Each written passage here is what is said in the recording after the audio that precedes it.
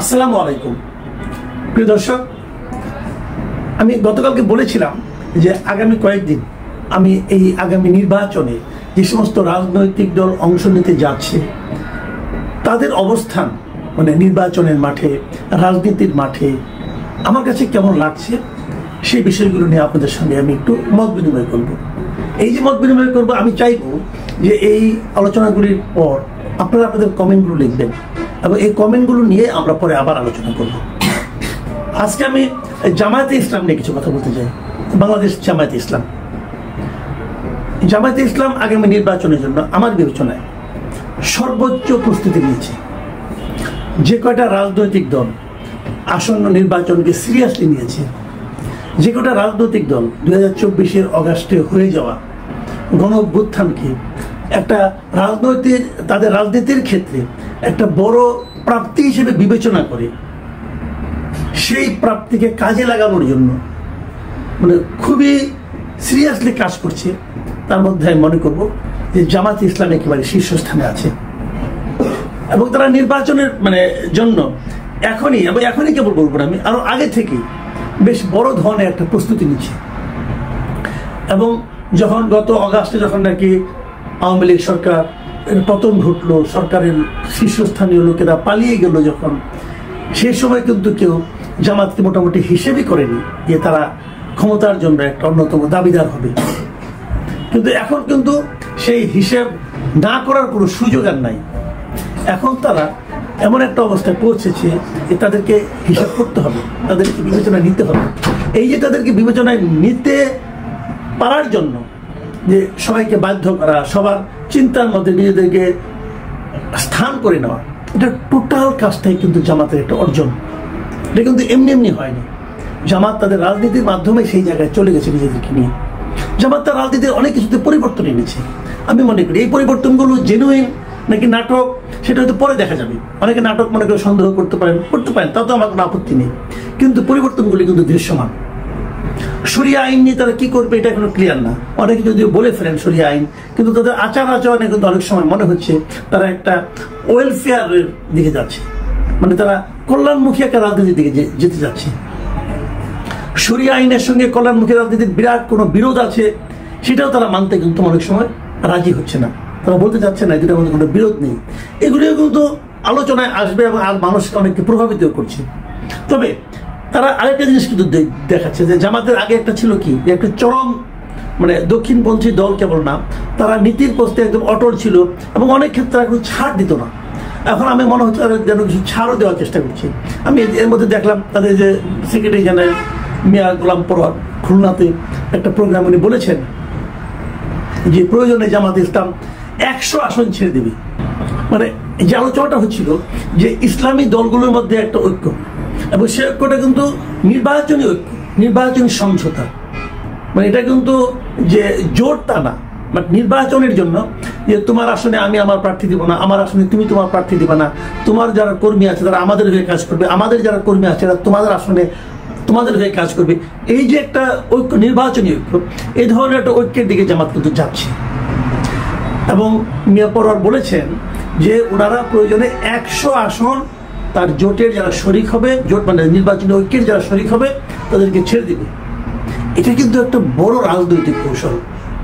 এই কৌশলের ফল কি হবে এটা বলা বড় কঠিন, কারণ বাংলাদেশে ইসলামী ভোট কিন্তু একদম কম নেই এবং সেই ভোটগুলো যদি একত্রিত করা যায়, এমনিতেই ডাকসু এবং জাকসু নির্বাচনের পর জামাতের পক্ষে একটা জোয়ারের মতো এসেছে। কিন্তু এটা আপনার বাস্তবে উঠুক আর মানসিকভাবে উঠেছে কিন্তু আবার বিভিন্ন প্রত্যন্ত অঞ্চলেও তাদের পক্ষে কিছু তারা কিছু কল্যাণমূলক কাজ করছে এবং তারা নানা রকম চাঁদাবাজি, দখলবাজির বিরুদ্ধেও কিন্তু তারা ইতিবাচক ভূমিকা রাখছে। অনেকে বলছেন তারা আওয়ামী লীগকে প্রশ্রয় দিচ্ছে, যদি দিয়েও থাকে সেটাও কিন্তু আলটিমেটলি তাদের পক্ষেই যাচ্ছে, বিশেষ করে ভোটের রাজনীতিতে।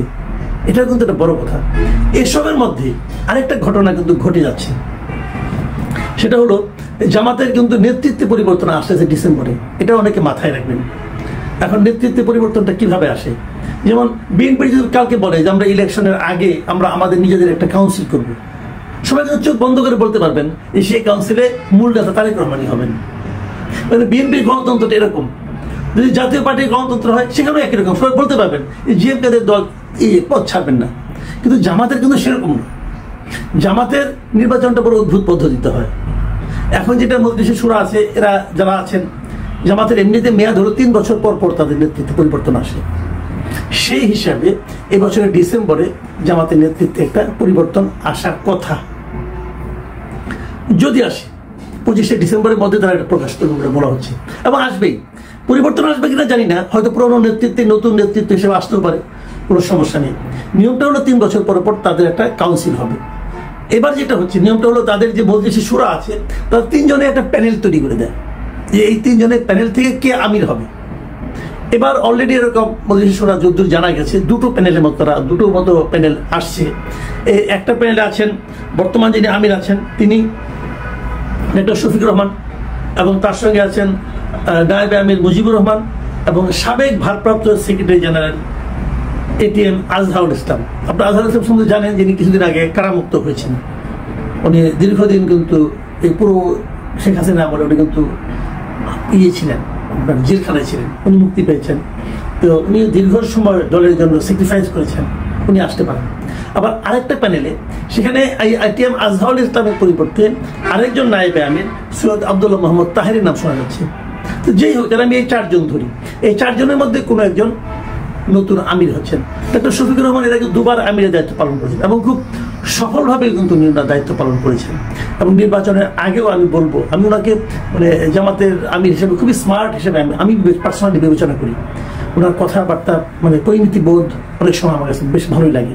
তো উনিও থাকতে পারেন, আবার নাও থাকতে পারেন। এই নির্বাচনটা এমনভাবে হয়, এই যে একটা প্যানেল হলো, এই প্যানেলের লোকদেরকে সারা দেশে ওনাদের যে 1 লাখেরও বেশি রুকন সদস্য আছেন তারাই কিন্তু ভোট দেন এই কাকে তারা আমির বানাবেন। এখন এই প্যানেলের মধ্যেই ভোট দিতে হবে তাও কিন্তু নয়, তারা প্যানেলের বাইরেও কাউকে ভোট দিতে পারেন।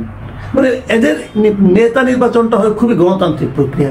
যদি সেভাবে হয় তাহলে নতুন যে নেতৃত্ব ডিসেম্বরে আসবেন এসেই তারা কিন্তু ফেব্রুয়ারি নির্বাচন নিয়ে ব্যস্ত হয়ে পড়বেন, তাদের উপর একটা বাড়তি চাপ আসবে। এখন নতুন নেতৃত্ব জামাতের রাজনৈতিক যে আপনার গতি তাকে বাড়াতেও পারে, আবার বলা যায় না কমাতেও পারে। কি হবে নতুন নেতৃত্ব সেটার উপর, তার চেহারার উপর হয়তো অনেক কিছু নির্ভর করবে।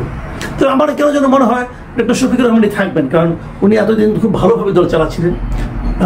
অন্য কোনো কারণ না থাকে তাহলে ওনাকে রাখতে পারে। আমি জানি না ওনারা এই 1 লাখ রুকনের মন তো আমি বলতে পারবো না, ওনারাই বলতে পারবেন।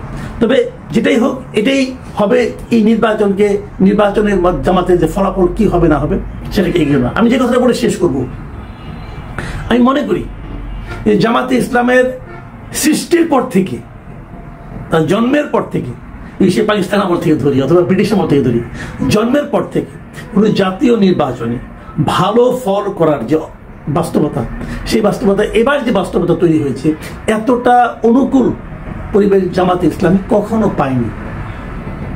কাজে এই অনুকূল পরিস্থিতিকে তারা কিভাবে হ্যান্ডেল করতে পারে, কিভাবে কাজে লাগাতে পারে, এটাই হবে এই নির্বাচনে তাদের কাছে তাদের ব্যাপারে দেখার বিষয়। আর আমার আরেকটা ব্যাপার যেটা আমি জামাতে ইসলামের নেতৃবৃন্দকে বলবো, যে আপনারা যে কাজগুলো করছেন সেই কাজগুলিকে আরো একটু আপনাদেরকে ট্রান্সপারেন্টলি করতে হবে। কয়েকটা পয়েন্ট আমি বলি, যেমন আমি নিজে জামাত সম্পর্কে যে সমস্ত দ্বিধা আমার আছে সেগুলো আমি বলি। আপনারা শরিয়া আইন চান কি চান না বিষয়টা ক্লিয়ার করতে হবে। কোনটা করলে ভালো কোনটা করলে মন্দ সেটা আমি জানি না, আমি এটা বলবো না, আপনারা ঠিক করবেন। আমার জানার দরকার তারা আপনারা চান কি চান না। এটাকে রাজনৈতিক কৌশল হিসেবে যদি রাখেন যে আমি এটা বলবো না, পরে যা আমার মনে আছে সেটাই করবো, এটা কিন্তু মানুষ খুব দ্রুতই আপনাদেরকে কিন্তু এটা নিয়ে ভুল বুঝবে। দ্বিতীয় কথা, ৭১ ব্যাপারে আপনাদের অবস্থানটা কি সেটাও আপনাদেরকে ক্লিয়ার করতে হবে। যদি আপনারা ক্লিয়ার করতে পারেন আমি মনে করি এটা আপনাদের জন্য খুবই ইতিবাচক একটা ফল নিয়ে আসবে। 3 নম্বর, আপনারা যে আন্দোলনটা করছেন, বিক্ষোভে যাচ্ছেন, বিক্ষোভে আপনারা মানে আপনাদের 5 দফা দাবি নিয়ে যাচ্ছেন, তার মধ্যে জুলাই সনদ বাস্তবায়ন আছে, পিআর পদ্ধতি আছে। আমি পিআর পদ্ধতি নিয়ে কথা বলি। পিআর পদ্ধতিতে আপনি কি চান, কিভাবে চান? পিআর পদ্ধতি নিয়ে যতগুলি প্রশ্ন আছে, যেমন আমি একটা প্রশ্ন আপনাদের এখনই করি, যেমন এই যদি পিআর পদ্ধতি করেন তাহলে স্বতন্ত্র প্রার্থীদের ক্ষেত্রে আপনারা কি করবেন? এই প্রশ্নের উত্তর আমি কারোর কাছে পাইনি। যারা পিআর পদ্ধতির আলোপ করেন তারা কেউ বলেননি। এরকম বিষয়গুলো, সবগুলি বিষয়, খুঁটিয়াটি বিষয়গুলো নিয়ে আপনাদের ক্লিয়ার করতে হবে। প্রয়োজনে এগুলো নিয়ে একটা বুকলেট করেন, মানুষের মধ্যে ছড়িয়ে দেন যে পিআর পদ্ধতি আসলে কি। এর ডিসঅ্যাডভান্টেজটা কি ছিল, অ্যাডভান্টেজটা কি ছিল, আমাদের প্রচলিত পদ্ধতিতে সমস্যা কোথায়, সুবিধা কোথায়, এই সবগুলো দেখিয়ে তারপর আপনারা কাজ করেন। এগুলো যদি আপনারা করতে পারেন, আমি মনে করি আপনাদের ব্যাপারে জনগণের সিদ্ধান্ত নেওয়ার ক্ষেত্রে সুবিধা হবে।